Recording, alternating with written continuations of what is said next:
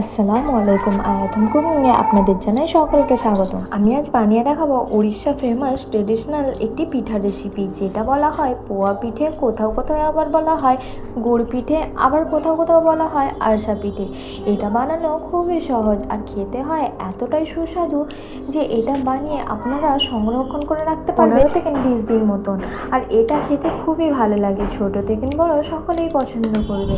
আর এটা এতটাই সুস্বাদু যে এটা একবার বানিয়ে খেলে বারবার খেতে ইচ্ছা করবে। তবে চলো দেরি কিসের, রেসিপিটি শুরু করা যাক। শুরু করার আগে প্রত্যেকবারের মতন অনুরোধ জানাচ্ছি, রেসিপিটি ভালো লাগলে প্লিজ লাইক কমেন্ট শেয়ার করে যাবেন।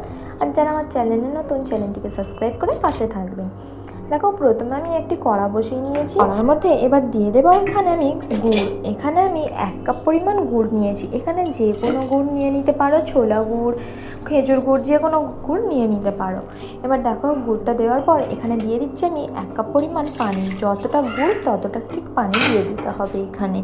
এবার দেখো, গুড় আর পানি খুব ভালোভাবে মিক্স করে নিতে হবে। তারপরে এখানে চুলোটা জ্বালিয়ে দেব। চুলোটা জ্বালানোর পর গুড়টা সম্পূর্ণ মেল্ট হয়ে আসা পর্যন্ত অপেক্ষা করব। এখানে এই প্রসেসটা অবশ্যই একটু লক্ষ্য করে করতে হবে। মেন প্রসেস হচ্ছে এটা। এই গুড়টা যদি ভালোভাবে না রান্না হয় তাহলে পিঠেটা একদমই ভালো হবে না।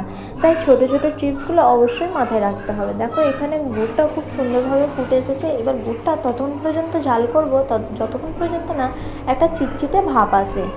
যতক্ষণ পর্যন্ত এই চিটচিটে ভাব না আসে ততক্ষণ এটা রান্না করে নিতে হবে গ্যাসের ফ্লেমটা লোতে রেখে। যখন চিটচিটে ভাব এসে যাবে গুড়ের মধ্যে, তখন আমি 1 কাপ পরিমাণ চালের আটা দিয়ে দিচ্ছি। এখানে আমার বাজারে কেনা চালের আটা, তবে আপনারা চাইলে বাড়িতেও বানিয়ে নিতে পারেন চালের আটাটা। এবার চালের আটাটা গুড়ের মধ্যে দিয়ে খুব ভালোভাবে মিক্স করে রান্না করে নিতে হবে। গ্যাসের ফ্লেমটা এই পর্যায়ে অবশ্যই লোতে রাখবেন, নাহলে ডোটা পুড়ে যাওয়ার সম্ভাবনা থাকবে। ভালোভাবে মিক্স করা হয়ে গেলে এটা আমি ঢাকা দিয়ে রেখে দেবো 10 মিনিটের জন্য, যাতে আটাটা খুব সুন্দরভাবে সেট হয়ে যায়। দেখো, 10 মিনিট পর ফিরে এসেছি আর আটাটাও খুব সুন্দরভাবে সেট হয়ে গেছে। এবার এখান থেকে আমি অল্প অল্প একটু ডো নেবো বা আটা নেবো আর এইভাবে করে শেপ দিয়ে নেব। তার জন্য একটি স্টিলের বাটি নিয়েছি বা স্টিলের প্লেট, তার মধ্যে অল্প একটু তেল ব্রাশ করে নিয়েছি। আর আটাটা নিয়ে এইভাবে একটু হাতের মধ্যে দিয়ে শেপ দিয়ে নিচ্ছিলাম গোল করে। এটা উড়িষ্যাতে কিন্তু কলার পাতার মধ্যে শেপ দেয়, তাই এখানে তো আর কলা পাতা পাওয়া যাবে না, তাই এখানে আমি এই স্টিলের বাটির মধ্যে বা প্লেটের মধ্যে শেপ দিয়ে নিচ্ছি। দেখো, এখানে আলতো হাতে এইভাবে চেপে চেপে শেপ দিয়ে নিতে হবে। আর এখানে শেপ দেওয়া হয়ে গেলে ওপর থেকে একটু তেল লাগিয়ে দেবো। তেল লাগিয়ে আর এখানে আমি নিয়েছিলাম কাঁচা তিলটা এইভাবে করে একটু চেপে চেপে লাগিয়ে দিতে হবে। এটা বেলনের সাহায্যে বেলা যায় না, এইভাবে হাতের মধ্যে চেপে চেপে শেপ দিয়ে নিতে হয়। এটা উড়িষ্যার ফেমাস একটা ডিশ বলতে পারো।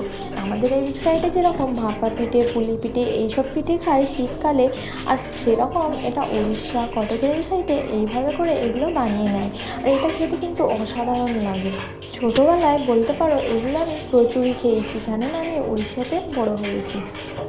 খেতে কিন্তু খুবই ভালো লাগে। দেখো, এখানে একটা শেপ দেওয়া হয়ে গেছে। এবার এটা তেলের মধ্যে ছেড়ে দেবো। তেলের মধ্যে ফ্রাই করে নিতে হবে, তবে তেলটা খুব বেশি গরমও না আবার খুব বেশি ঠান্ডাও না, এইভাবে তেলটাকে গরম করতে হবে। খুব বেশি গরম থাকলে ওপর থেকে কিন্তু কালার চলে আসবে আর ভিতরটা রয়ে যাবে কাঁচা। আর যদি তেলটা ঠান্ডা থাকে তাহলে অনেকটা তেল টেনে নেয় ভিতরে।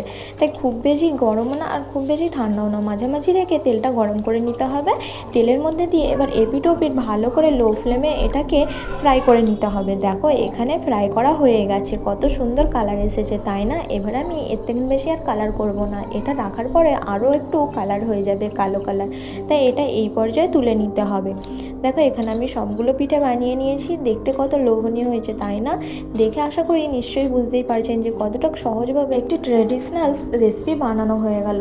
আর এটা খেতে খুবই ভালো লাগে। একটিবার হলেও ট্রাই করে দেখতে পারো। কেমন হয়েছে রেসিপিটি জানাতে ভুলো না। ভালো লাগলে প্লিজ লাইক কমেন্ট শেয়ার করে যাও। আর যারা যারা আমার চ্যানেলে নতুন, চ্যানেলটিকে সাবস্ক্রাইব করে পাশে থাকার জন্য অনুরোধ জানাচ্ছি। এই পিঠা খেতে আমার খুবই ভালো লাগে। ছোটো থেকে না আমি এই পিঠাগুলো এতই পছন্দ করি যে কী বলবো। এই পিঠাগুলো একবার খেলে এই পিঠার প্রেমে পড়ে যাবে।